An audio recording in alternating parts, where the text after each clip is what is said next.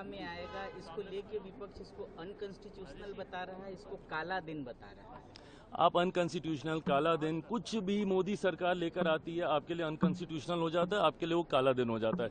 इसी तरीके से एक काला दिन सीए के वक्त आया था, इसी तरीके से एक काला दिन धारा 370 के वक्त आया था, इसी तरीके से पूरा लोकसभा का चुनाव काले दिन के तौर पे था। क्यों? क्योंकि उसमें आरक्षण हम लोग छीन रहे थे, उसमें संविधान की हम लोग हत्या कर रहे थे। सिर्फ झूठ बोलना, फॉल्स नैरेटिव सेट करना, लोगों में एक डर का माहौल पैदा करना, सिर्फ विपक्ष की अब ये भूमिका रह गई है। कल मुझे बता दीजिए विपक्ष के कितने नेता थे जो तथ्यों पे बात कर रहे थे। अधिकांश लोगों ने एक जनरलाइज स्टेटमेंट दे के भ्रम फैलाने का प्रयास किया कि मुसलमान के विरोध में ये बिल आ रहा है तो मुसलमानों की जमीन छीन ली जाएगी। भाई सिस्टम में अगर पारदर्शिता ला रहे हैं तो किसकी जमीन छीनी जाएगी? सिस्टम को अगर ट्रांसपेरेंट बनाया जा रहा है और सशक्त बनाया जा रहा है, प्रो पुअर मुसलमान बनाया जा रहा है, महिलाओं को इसमें इंक्लूड किया जा रहा है, तो ऐसे में चिंता आपको क्यों हो रही है?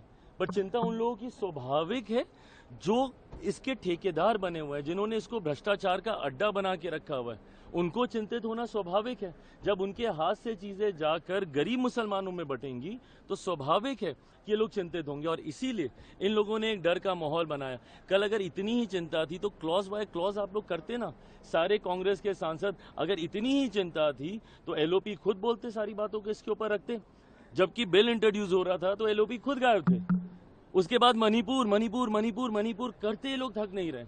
जब रात में देर रात जब मणिपुर को लेकर चर्चा हुई उस वक्त एलओपी गायब थे। तो ये तो कांग्रेस की गंभीरता को दर्शाता है कि इन लोगों ने इस विषय को कितने गंभीरता से लिया।